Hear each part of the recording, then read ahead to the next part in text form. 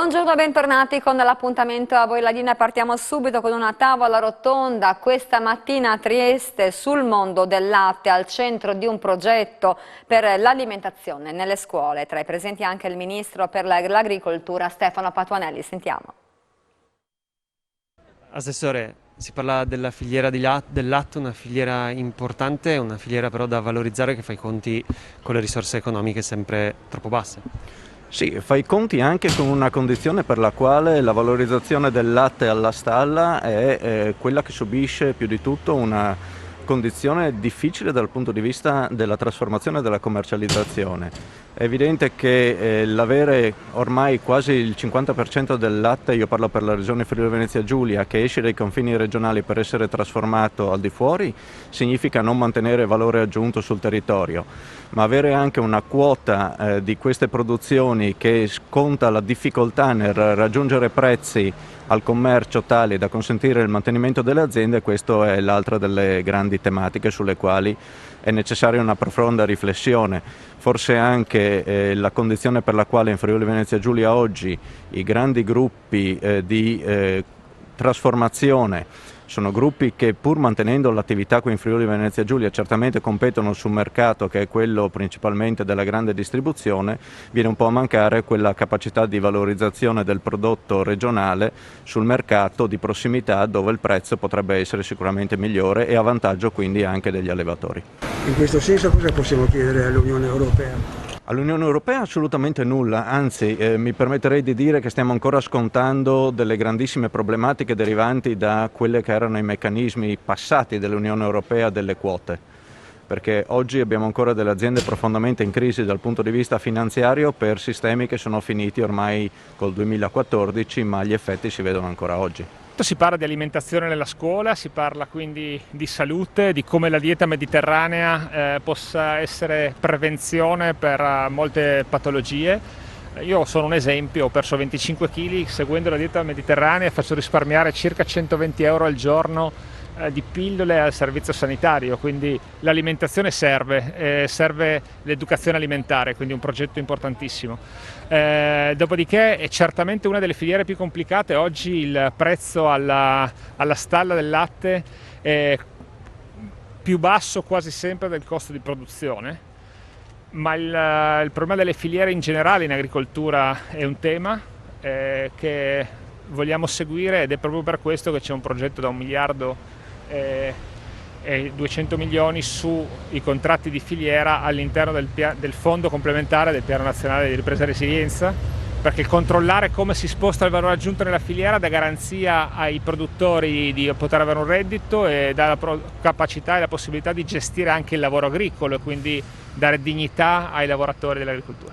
Pensando adesso al mio intervento, io lancerei un messaggio del genere, no? Per far bere il latte a tutte le età, elemento essenziale per la nostra vita, per tutti, ma anche in particolare per le donne in età di menopausa, per le osteoporosi, bisogna convincere i bar a dare gli spritz Aperol, spritz latte in pratica, cioè in sostanza metterci un po' d'alcol nel latte e diventare una bibita estiva importante, tanto da piacere un po' a tutte le persone, così potremo bere più latte. Questa è una battuta, chiaro. Il problema è questo, il problema è che il latte, come ogni prodotto, come ogni cosa, viene bistrattato, no? C'è chi dice il latte fa bene, c'è chi dice il latte fa male. E per cui, come ogni cosa in questa benedetta Italia, poi a fare le spese siamo proprio noi italiani. Vedi adesso il problema dei vini, bisogna annacquarli, in sostanza senza alcol, abbiamo delle problematiche europee e le quote latte ve le ricorderete a tutti che problemi hanno dato, per cui insomma si è un po' perso, dobbiamo più ritrovare il nostro orgoglio di italiani, dei prodotti altamente qualificati, e penso che noi abbiamo una produzione agroalimentare la più controllata d'Europa, su questo non ci sono dubbi. E di conseguenza bisogna far conoscere queste cose qui, e oggi la giornata del latte che noi svolgiamo per la nostra regione, 10 Camere in Italia lo stanno facendo in questo stesso momento, è proprio l'incarico che abbiamo avuto dal Ministero delle Politiche Agricole e Forestali per promuovere il latte a tutte le regioni e a tutte le età, non soltanto i bambini. Ecco. E grande emozione ieri a Cividale al Palagesteco per l'accesso alla finale di playoff della UEB. Dopo l'omaggio alla sconfitta a Taranto per la banda di Pilastrini e Micali c'è tempo di pensare alle prossime gare, anche se l'avversario è ancora da determinare. Sentiamo le interviste di fine gara. È chiaro che questa è una vittoria, giochiamo il playoff, giochiamo contro una squadra fortissima, quindi quello che non è funzionato è sempre merito degli avversari. A proposito di questo voglio fare veramente complimenti a Taranto, al loro coach Olive, veramente bravo, ci ha messo una squadra davanti preparata, allenata, che ha cambiato tanti aspetti tattici e quindi veramente ci ha messo in grande difficoltà. Complimenti a coach Olive, complimenti a Taranto e sono sinceramente contento di aver battuto un avversario così forte. Ovviamente complimenti ai loro giocatori, assolutamente sono stati un avversario durissimo. Per quanto riguarda noi, le difficoltà di cui tu parlavi sono nate dal fatto che Taranto è entrato in campo con un'energia speciale e noi siamo entrati in campo molto preoccupati,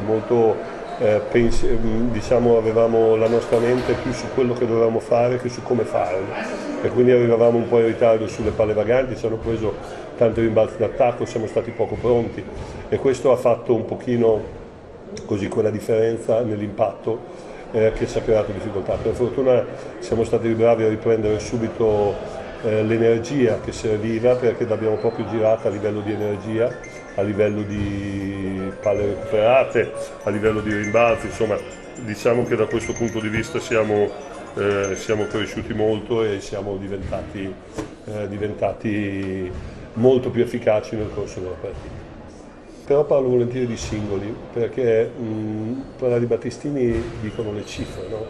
Parlare di Chiera, di Rota, diciamo sono premiati totalmente da quello che i tabellini e da quello che tutti vedono, ma questa è stata una vittoria e parlo non solo di questa partita, anche dei giocatori che si vedono meno.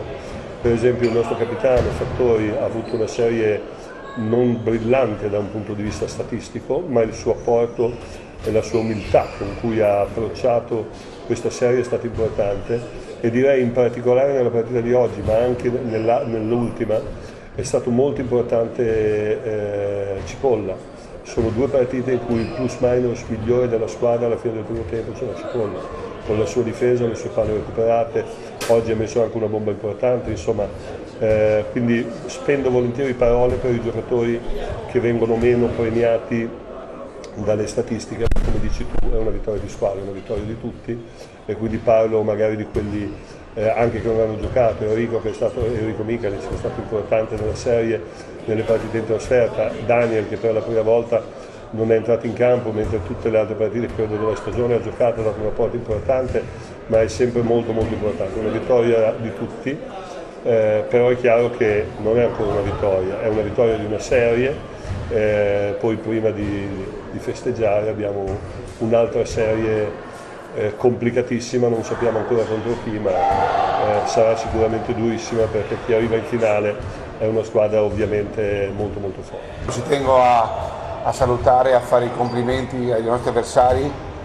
che si sono dimostrati una squadra fortissima, non hanno mollato mai, ci hanno fatto morire per l'inizio di questa serie, erano forti, sono forti, è stata una partita super sportiva in cui le squadre si sono riempite di pugni dal primo all'ultimo minuto, il loro coach ha detto delle cose bellissime alla fine e anche Stanic che non mi dimenticherò, una bella pagina di basket, quindi complimenti e in bocca al lupo a Taranto, buon rientro a loro, è stata una serie magnifica, un inno al basket, anche oggi è una partita pazzesca, la gente è impazzita, avevamo tutto pieno, qualcuno dice sold out, avevamo sold out.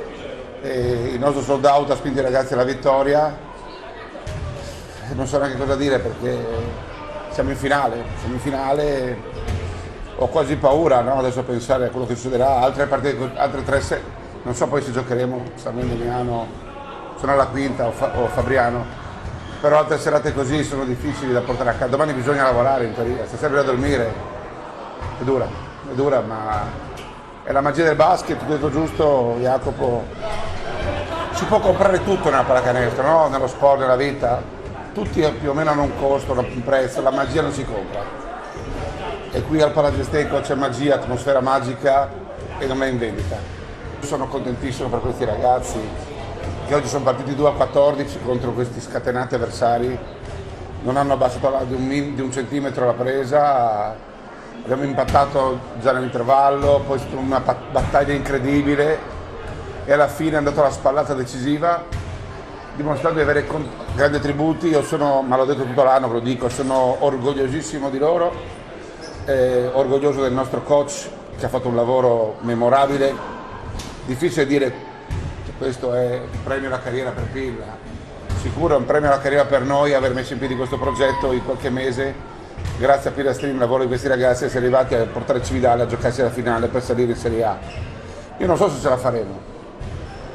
Non lo so, noi ci proveremo, di sicuro siamo in finale per portare Cividale del Friuli in Serie A.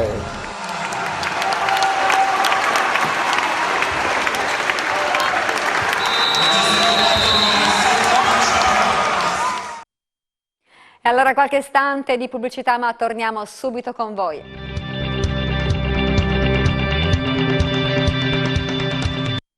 Rieccoci con la seconda parte di A voi la linea, andiamo subito in diretta con la nostra Alexis Sabot dal centro di Udine in compagnia con il vice sindaco Loris Michelini. A te la linea, Alexis.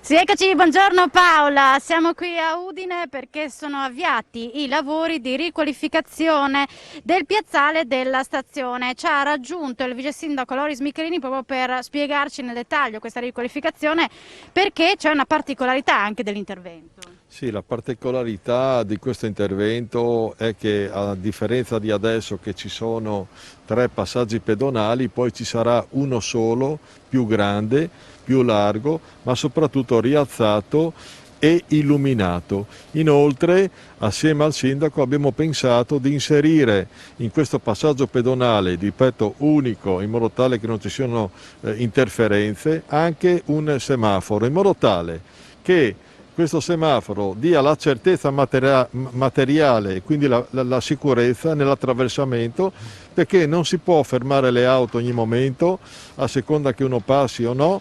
Soprattutto gli studenti devono essere sicuri che quando hanno il verde possono attraversare.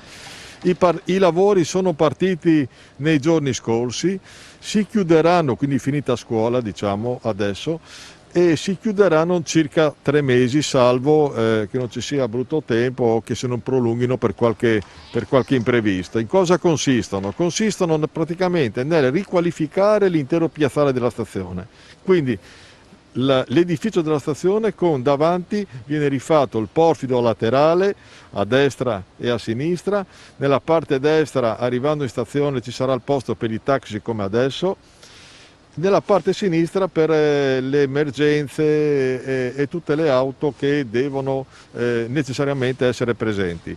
Per quanto riguarda invece i passaggi degli autobus, verranno messi in sicurezza e soprattutto verrà fatto in modo che anche i disabili e le persone che hanno delle difficoltà di accesso possano con tranquillità accedere agli autobus con le corsie preparate appositamente, con delle panchine, sia nella parte destra sia nella parte sinistra. In più ci saranno i posti per i disabili che potranno accedere alla stazione, e ci sarà anche il posto per chi può portare l'amico, il parente, eccetera, eccetera, per poco tempo a prendere il treno, e quindi praticamente ci saranno dei posti di cosiddetta sosta veloce. Per un costo complessivo, così chiudiamo, vice sindaco? Sono circa 300.000 euro e le fasi di lavoro sono 3. La prima parte vicino alla stazione, poi la seconda fase che è quella della corsia di destra, e poi l'ultima fase quella della corsia di sinistra. Grazie a Loris Michelini, vice sindaco di Udine, grazie a Francesco Snidero qui con me in diretta da Udine. A voi la linea. Grazie a te Alexis, adesso andiamo a Galleriano di Lestizza. Da sempre appassionato di musica, Don Roberto Rinaldo ha vissuto un grande momento di sconforto, di depressione durante il primo lockdown. Cantare e suonare mi ha salvato, non mi vergogno a dirlo. Ha inciso così il suo primo album che si chiama Libertà. Dice: la musica per me è come una preghiera. Siamo andati a incontrarlo nella sua casa di Galleriano di Lestizza. La passione per la musica nasce quando Roberto ha 5-6 anni. La mia prima grande passione è stata la musica rock proprio. Mio nonno era un cantante d'opera lirico, un baritono, e quindi anche la musica operistica, la musica classica. Però diciamo la prima passione è stata proprio il rock. Ma la chiamata è stato un tormento fin da, diciamo, da piccolino, in un certo senso, un tormento, un punto di domanda: che devo fare io nella vita? E poi la scelta è stata maturata più o meno quando avevo 23-24 anni, insomma, che ho iniziato tutto il percorso. Ecco. Sono vicario parrocchiale, cioè ormai penso che sia un fatto abbastanza conosciuto che le diocesi si stanno un po' riformando in tutta Italia, quindi non c'è più il concetto di parrocchia, ma c'è il concetto o l'idea della collaborazione pastorale. Sono più parrocchie insieme dove c'è un unico parroco, in questo caso il parroco a cui diciamo bisogna fare riferimento è il Monsignore di Mortegliano. Prima di diventare prete addirittura, insomma, facevo delle serate live. Io amavo tanto la musica americana, folk, lo sono tuttora tra l'altro, un grande appassionato di Springsteen, la sua musica soprattutto acustica, penso a The Ghost of Tom Joad oppure Nebraska o i primi suoi album acustici. Trovandomi qui da solo durante il lockdown, che non si poteva, parlo del primo lockdown nel 2020, marzo cos'era? Sì, marzo 2020, non si poteva uscire, non si poteva andare da nessuna parte e vabbè, che fai qua? Fai una passeggiata nel piazzale, reciti il rosario, guardi i telegiornali, ti metti a piangere, ti deprimi. E insomma, ho avuto la fortuna di trovare come uno sfogo nella musica. A me la musica veramente ha salvato dalla depressione, non ho paura di dirlo. Cioè lo stare qui da solo in queste mura e di urlare con la mia voce, di pregare ma anche di cantare, di cercare quasi un equilibrio interiore. La musica veramente è stata la mia salvezza durante le fasi più difficili del lockdown. Una musica, che cosa vuole trasmettere la sua musica? Allora, io ho fatto un album che è intitolato Libertà, il mio primo album che si trova anche nei canali digitali, che io ho registrato in presa diretta, quindi non è stato un lavoro proprio minuzioso di mixaggio, prima voce, dopo strumenti o viceversa. Lì sono andato quella volta lì a Pantenico, allo studio Angels Wings, dicendo: non ho un grande budget, vorrei registrare le mie canzoni. Perché? Perché Libertà voleva esprimere lo status dell'anima che è libera di dire quello che vuole, di cantare, di cercare le vibrazioni di cui lei necessita. La musica secondo me è un dono di Dio, ed è un qualcosa che ci aiuta ad elevare lo spirito, a ritrovare noi stessi. È anche un mezzo di comunicazione importantissimo, forse è la lingua più universale che ci sia, perché indipendentemente dalle parole si capiscono o non si capiscono. Ad esempio, io tante cose in inglese non le capisco, però avverto che c'è una bellezza, che c'è un significato profondo in un testo musicale, sento che c'è un'anima che vuole comunicarmi, ecco. Poi ho fatto 2 singoli, uno a Natale intitolato Tornerà la luce, era una visione, una canzone che intendeva paragonare i tempi difficili della nascita di Cristo, perché noi, diciamo, in altri tempi cantavamo Jingle Bells oppure Merry Christmas, eccetera, o tante altre canzoni di Natale che insomma sono legate un po' all'idillio, al momento della festività, delle vetrine, delle luci. Questo è stato un Natale in sordina e allora ho pensato, ma forse questo è il vero Natale, il Natale del silenzio, della paura. Pensavo a Maria, la giovane Maria che partoriva Gesù in una situazione difficilissima, giovane ragazza senza nessuno, in una stalla sporca, al freddo. E io pensavo, questa E questo è il nostro Natale, un Natale diverso, questo della pandemia, senza troppi fronzoli, senza troppi divertimenti, forse con le luci un po' spente, impauriti, spaventati. E ho fatto questa correlazione, questo paragone,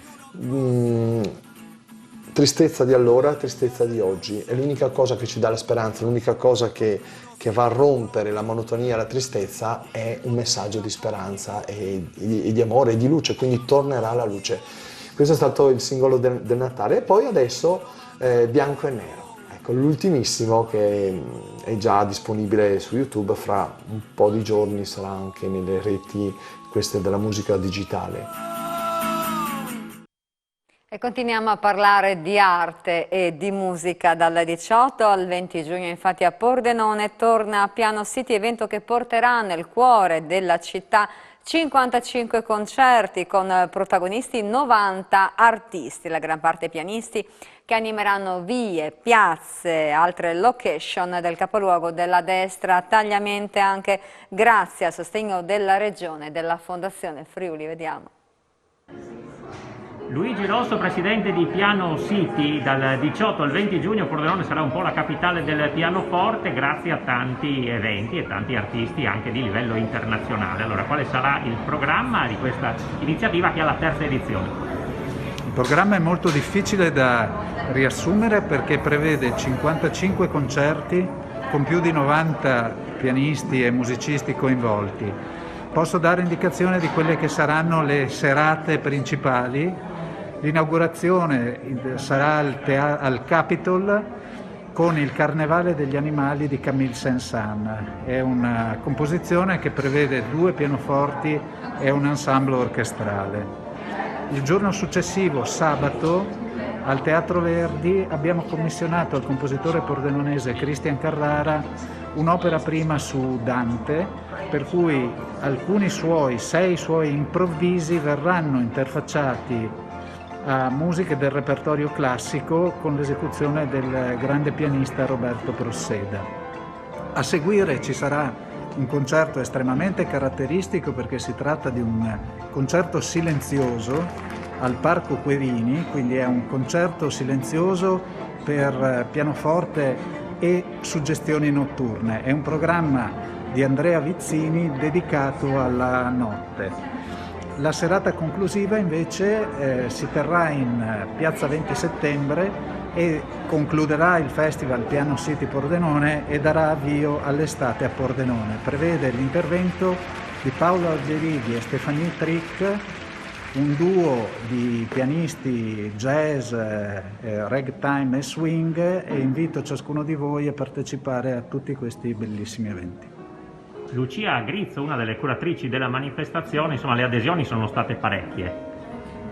Sì, le candidature sono state circa 150 richieste da parte degli artisti, ne abbiamo selezionate una novantina e abbiamo dato in questa edizione, come anche nelle altre, un grande spazio soprattutto ai giovani, sia per quanto riguarda giovani talenti ormai avviati in carriera, sia per quanto riguarda gli allievi delle scuole pubbliche e private di musica del territorio. Ecco, le location quali sono? Le location sono la loggia del municipio, Corte Policreti, il Capitol, il Teatro Verdi e ovviamente il San Francesco. Ecco il potere della musica che ci fa guardare anche con speranza quest'estate. Assolutamente una grande speranza, siamo felici di accogliere soprattutto i giovani, sono la nostra speranza, purtroppo costretti in questo periodo a rimanere chiusi e con grande gioia, veramente entusiasmo hanno risposto quando noi li chiamavamo. È stato un momento molto emozionante perché ci hanno trasmesso anche attraverso il telefono la loro grande gioia e l'entusiasmo per partecipare, e questo ovviamente anche per quanto riguarda gli altri artisti.